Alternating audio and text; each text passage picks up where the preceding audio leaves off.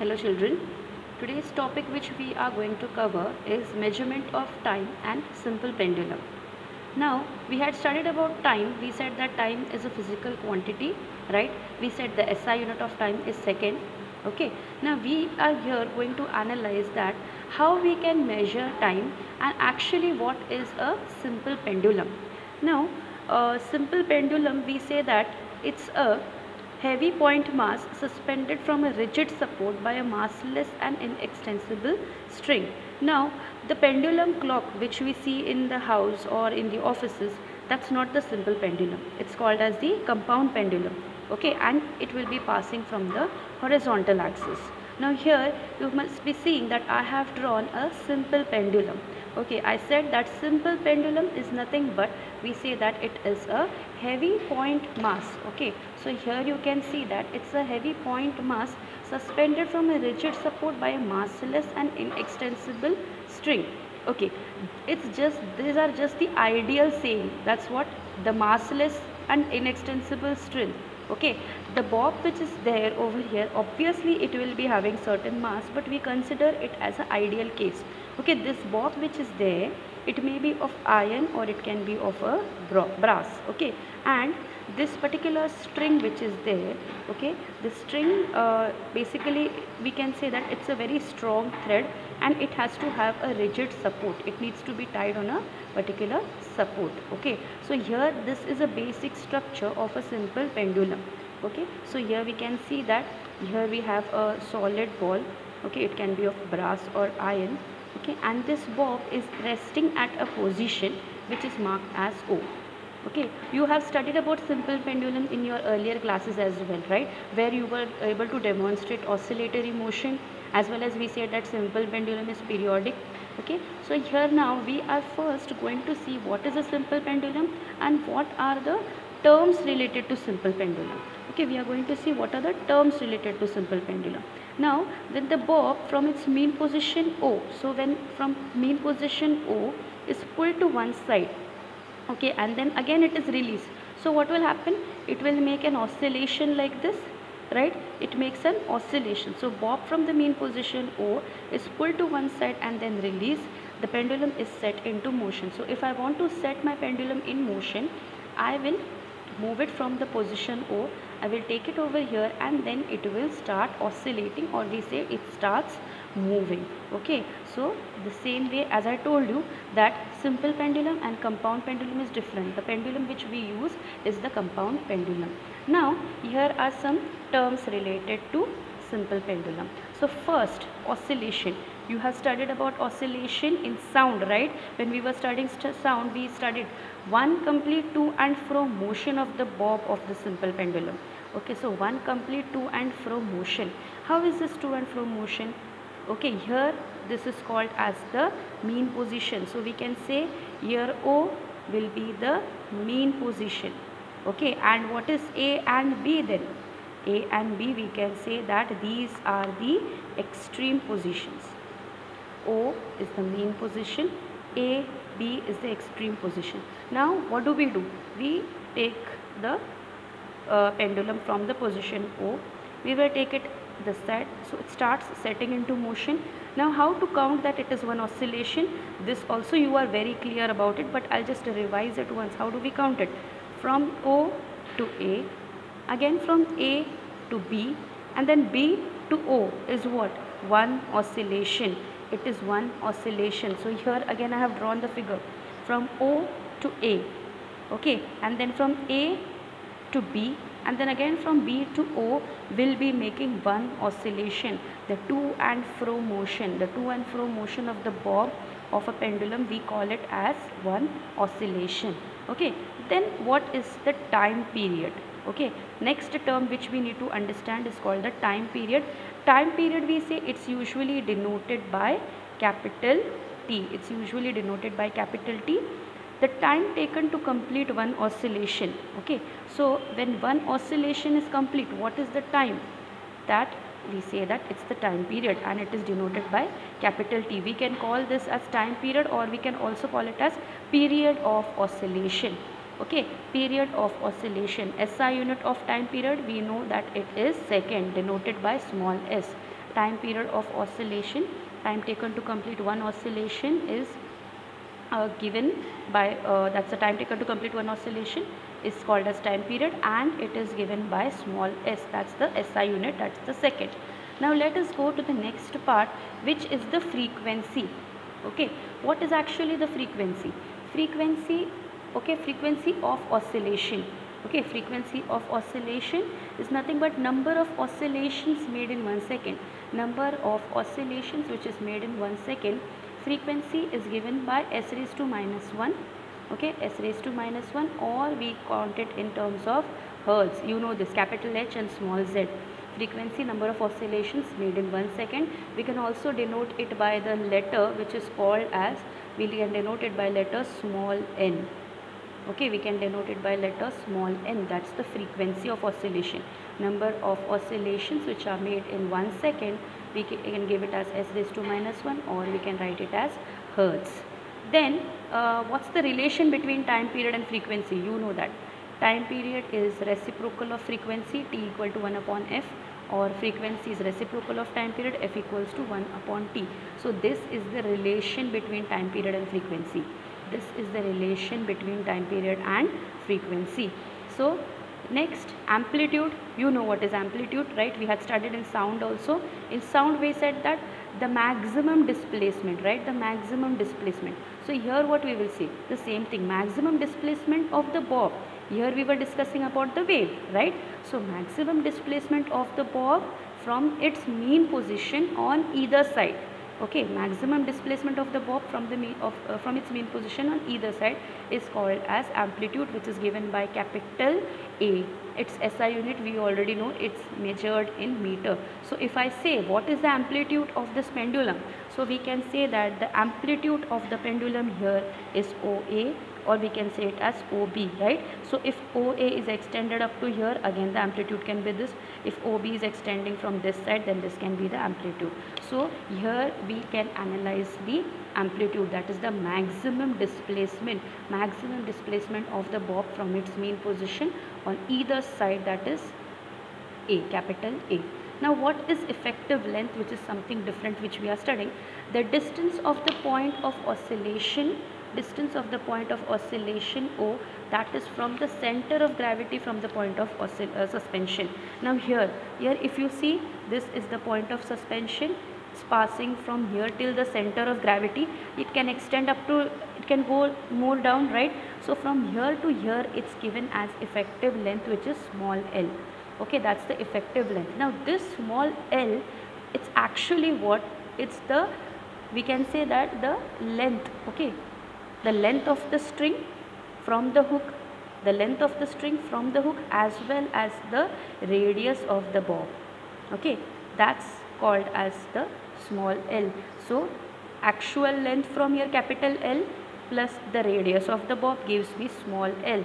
Okay, on your page 23, just below the graph you can see that given in the red format what is actually L. L is nothing but capital L, that is the length of this particular thing, plus the radius of the bob is called as the effective length. So this is the effective length, distance of the point of oscillation from the center of gravity. So I hope you are clear with the terms. Oscillation, complete to and fro motion. Time period, time taken to complete one oscillation. Frequency, number of oscillations. Relation between this maximum displacement of the bob from the mean position.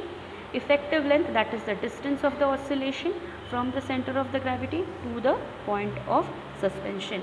So these are the terms related, the terms which are related to the pendulum, simple pendulum. Now how do we measure the time period? Now how to measure the time period of different lengths? Here I have given a small little box. The same box is there on in your textbook on page number 23. Now first of all, to measure the time period, what are we supposed to do? Now you can see that I have made some what we can say, some subtopics: length, time, then capital T and L upon T square. Now let me explain you what is actually this. Now first we will take the length, okay, of the pendulum as 25. Okay, that's the small l, which is in centimeter. So this L which is there, it is in centimeter. Okay, so first what I did here, I have taken it in centimeter. So how will I do that? Here I will take it in centimeter, that's 25 centimeter. Now time for 20 oscillations. Okay, now how will I calculate this time for 20 oscillations? I have to actually count here the oscillations.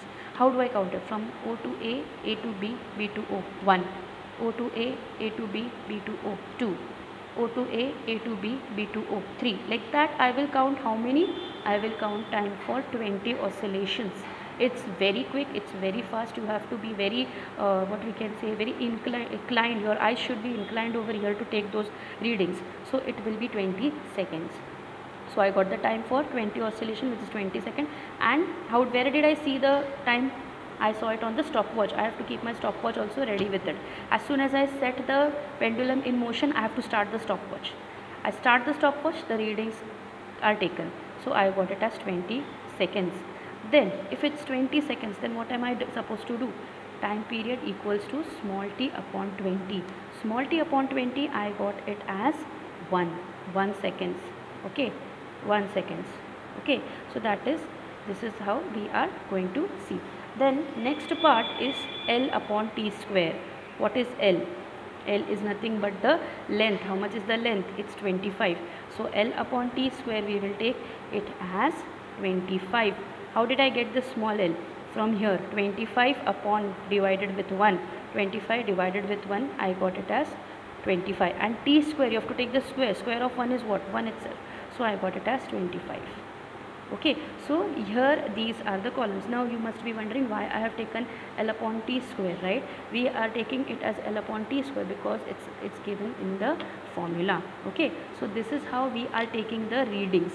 Now why do we take only 20 oscillations? We take 20 oscillations because the least count of the stopwatch is 1 second, or it is 0.5, which I had also taught you how to take the least count of the stopwatch.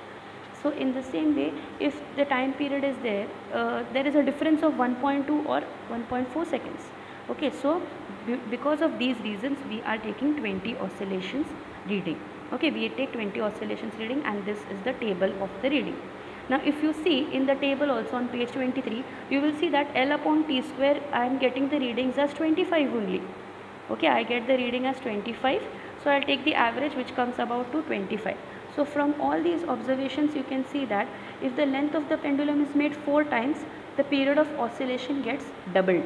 Okay, so here it is 25.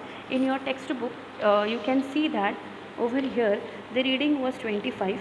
Okay, 25 into 4, we got it as 100. Okay, so if the length, okay, is made 4 times, what happens to the time period? It gets doubled. So we can say that from this, that time period is directly proportional to the square root of the effective length. So T is directly proportional to square root of L, or the square of the time period, that is T square is directly proportional to length L of the pendulum, or L upon T square is equal to constant. So here we can say if the length is 4 times, time period is doubled. So T is proportional to the square root of L, or T square is proportional to the length L. Okay, so this is what we can get from the conclusion. Time period is directly proportional to the square root of its effective length. Effective length, I told you what is small l. So T is directly proportional to square root of L, or we can say T square is directly proportional to L, or finally we can say L upon T square is a constant. It's a constant term. As we got in the readings, we got this as a constant term, so we can say that it's constant. So this is how we find the readings. Now we found the reading. Second step is you have to find out the graph of the reading. So here I have made the graph. So this is the graph which is showing the variation of time period, that is T square versus L. So you all know how to find out the graph. So here T square versus L. T square is on my y-axis, and the small l is on my the effective length which is there, it's on my x-axis. So here T square, here L, small l. Okay, now let us see how did I get. So I had plotted the lines. T square was taken over here, L was taken over here. So T square, for example, if 1 is there, so 1 was taken here, okay, and L 25. So this way I plotted the graph, and I got a straight line. I got a straight line when I plotted the graph. So after plotting the graph, we are supposed to take the slope of the graph. Okay, how do we take the slope of the graph? So here you have to select 2 points on the y-axis as well as 2 points on the x-axis. So here you can take any of the measurement of it. Okay, any measurement. For example, if we take first reading, okay, that is length 25. So here length 25 and here 1, 25 and 1. And second, we can maybe here we can take it as 100. Okay, the length 100, and here we can take it as the next reading, which is 2. So here I took the reading as length, which is here 25. Okay, t square as 1. Here I took 100, and t square, we say that in the book if you see it's 2, so square of 2, 4. So then after this, taking these 2 points, okay, these 2 points I will be just marking it like that. Okay, this corresponding to this corresponding to this particular q corresponding to d, and p corresponding to c. Okay, and then I will find out the slope. So what is my slope now? My slope is nothing but, we can get the points, which is PR. Okay, so here my slope is nothing but PR. Okay, so this will be my point R, PR, okay, upon QR. Okay, so here PR upon QR. So where is my Q? So you can see it over here, PR upon QR. So here what will be the length PR? We will see from here, AB. What will be the length PR? We will see from here, that's AB. What will be QR? That's nothing but CD. Getting my point? So CD you will see on the graph. Okay, CD on the graph, on this line, whatever it can be, and here you will see PR, which will be AB. So CD and AB. So we will get the graph as AB upon CD. So AB upon CD, obviously it will give me T1 square minus T2 square and L1 minus L2. Are you getting? So this is how I can find the slope. So slope is also found to be constant, okay, which shows 4 pi square upon g, and g is nothing but the gravity. Thus g can be determined from these measurements by using the following relation. So we can find out the gravity by this relation, 4 pi square upon slope t square versus L. Okay, once again I will explain you how to find out the slope. So here if I said that A and B and C and D, so here I will take the points. Let us take the points as A, which is there. Okay, let us take A and B. Okay, so here B, which is there, maybe it's the t square, so let me take it as 1. Here I can take it as 2, so maybe this distance will be 1. Okay, this distance will be 1. Then let me take C and D. Okay, so here D, which is there, let me take it as 25, and here let us take it as the reading which is given as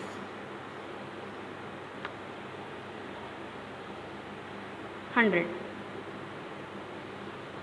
Okay, 25 and 100 we will take it. So then finally you can take it AB upon CD. So AB upon CD, T1 T square, which was 2, okay, and here 2500, 75 on some value we will be getting over here. Okay, so this is how we can find out the slope. Slope is found to be constant at a place, and it is equal to 4 pi square upon g. Okay, 4 pi square upon slope t square versus L graph. So this is how we can find out the graph. Okay, during when we will be doing this experiments, this part, that how to find out the slope of the graph, will be more clearer to you. You will be understanding it more clearly. Or simply what you can say here is, there will be a difference of 75 here, and there will be a difference. Now this depends upon what kind of scale you are taking. Okay, it depends on what kind of scale you are taking. So here it can be, now you can see that there are variation of values. You must be seeing that if I take 0, 1, 2, or if I take 0, 1.5, 2, 2.5, then I will get a different value over here. Okay, so this is how we can find out the slope, and how we can find the gravity, which can be determined by using these measurements. So g is nothing but 4 pi square upon slope t square versus L graph. Okay, so this is how we find out the things. Now there is another aspect, which is factors affecting the time period of the pendulum. Now time period of the pendulum, now there are few factors which are there. From the experiments it is observed that time period of oscillation is directly proportional to the square root of the effective length. This just now we discussed this, right? We discussed that t is directly proportional to square root of L, or t square is directly proportional to L. So how is this? The seasonal change, effective length of pendulum. Okay, now during seasonal, if there are some seasonal changes, right, always the seasons are changing, so what is the effect on that? So I have just summarized whatever is given. So if you see that the clock which is there, it goes fast in winter. Why? Because of contraction. Clock will be going fast in winter because of contraction. So what happens to the length? Length is shortened. Okay, length becomes short because of what? Because of contraction. If length is short, what will happen? Time period will decrease. If length is short, time period will decrease, right? The time period decreases. Okay, what is time period? Time taken to complete the oscillations. So time period will decrease. If the time period decrease, pendulum will be completing more oscillations, right? Pendulum will be completing more oscillations. More oscillations, that means clock will be going fast. So let us see once again. What happens in winter? In winter, due to contraction, effective length of the pendulum, okay, effective length of the pendulum is shortened. Length is shortened. What happened? Time period decreases. Time period decreases, what happened? Pendulum completes more oscillations. If pendulum completes more oscillations, what happens to the clock? It will be going fast. Then what happens in summer? In summer, length is increased, right, because of expansion. Because of expansion, length increase, time period also increases. Time period increases, then what happens? Less number of oscillations. It will be going very less number of oscillations. Less number of oscillations, which means clock will become slow. Clock goes slow. So this is the first factor that is affecting the time period. It's directly proportional to the square root of the length. So what is the reason behind this? The seasonal changes. Because of the seasonal changes, effective length of pendulum changes, and finally what happens? Clock goes fast in winter and it becomes slow in the summer. So these are the reasons why it becomes slow. So you just read it. Length is becoming short, time period will be decreasing. Time period decreases, then what happens? Completes more oscillations, clock is going fast. Length is increased, time period increases, less number of oscillation, and clock will be going slow. So this is about the time period of oscillation. It's the same thing which is given on page 23. That's the first point. You can read it once, or you can also refer to this flow chart which I have drawn. Similarly, they have also given another example, that is while swinging. If we stand on the swing, the time period of the swing decreases, right? If you stand on the swing, what happens? The time period will decrease. So if time period will decrease, what happens? Swing will move faster. And this is because when we stand, the center of gravity rises, more amount of gravity will be there. So effective length of the swing decreases, due to which time period will also become less. The time period will also decrease. So these are the reasons. This is the reason. So what is the reason for that? The swinging. If you stand on the swing, what happens? The swing will become faster. This is because the center of gravity rises and the effective length of the swing decreases, due to which the time period will be also decreasing. So I hope this is clear. Then the second point which is there, time period is inversely proportional to the square root of acceleration due to gravity, and this is the reason that the pendulum goes slow when it is taken on the mountains or mines. Now here you just focus on the reasons, on what are the points for this thing. You just focus on those things. So time period of oscillation inversely proportional to the square root of the gravity. So time clock goes slow in mountains or mines. Then time period does not depend on the mass or the material of the bob suspended. You take a big one or you take a small bob, or you take material also different of two bobs, time periods will be same. There is no effect of what kind of mass of the bob you are taking or what kind of material you are taking. Okay, it's not dependent on that. Okay, the time period is not dependent. If we have two different bobs, so if you see here, maybe it's iron or it's a brass, so this will have more time period, this will have less time period. No, nothing like that. Time period does not depend on the mass or the material of the bob suspended. Okay, then time period does not depend on the extent of the swing, amplitude. It does not depend on how much amount, if the amplitude is large or if the amplitude is small. No, time period is only depending on what? Square root of the acceleration due to gravity, and depending on the, what we can say, the effective length. That's it. It is not dependent on the material or the mass of the bob, nor it is dependent on the pendulum. And finally we have the expression for time period. You just have to see this expression, okay.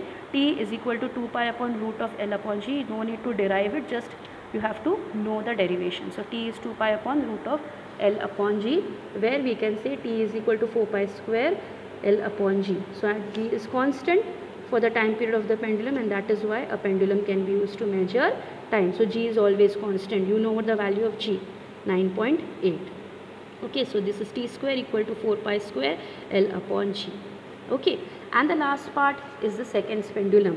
So why is the second pendulum called as? This pendulum is called as the second pendulum, which we use for the time in our houses, right? So here it takes time 1 second moving from one extreme end to the other, so the time period is 2 seconds. Thus the pendulum with a time period of the oscillation equal to 2 seconds is called seconds pendulum. So if the time period is 2 seconds, then it's a seconds pendulum. And here also the effective length, or wherever you place, G will be 9.8. So for the simple pendulum, G is constant, right? G, we know that's 9.8 meter per second square. So it becomes easy for us to calculate the time period. So here we have G is 9.8 meter per second square. So we can calculate the here. So here we can say the pendulum of the clock. So when it is moving from pendulum, which we use seconds pendulum, so completely 2 seconds is the time period taken. So here time period, okay, it takes time 1 second in moving from one extreme to the other, so time period is 2 seconds, right? So time period is 2 seconds. Fine. So what is the time taken? Time period, time taken to complete one oscillation. So to complete one oscillation, okay, it is taking about 2 seconds. That's why it's called as the seconds pendulum. So just a quick recap of what we did. Okay, we have done the simple pendulum, the terms related to simple pendulum, the time period, how to calculate, then how to calculate the graph, and the factors, which is the first factor. Time period is directly proportional to the square root of the effective length. Time period is inversely proportional to the square root of gravity. Time period does not depend upon the mass or the material, and time period does not depend on the amplitude or the extent of the string, as well as what is actually seconds pendulum and the expression T equals to 2 pi upon root of L upon G. So I hope that the simple pendulum is very clear with everyone. This will be done during the experiments in the practicals also, as well as micrometer screw gauge, how to find out the readings will be done during the practicals. So thank you everyone. If you have any doubts, you can get back to me. Thank you so much.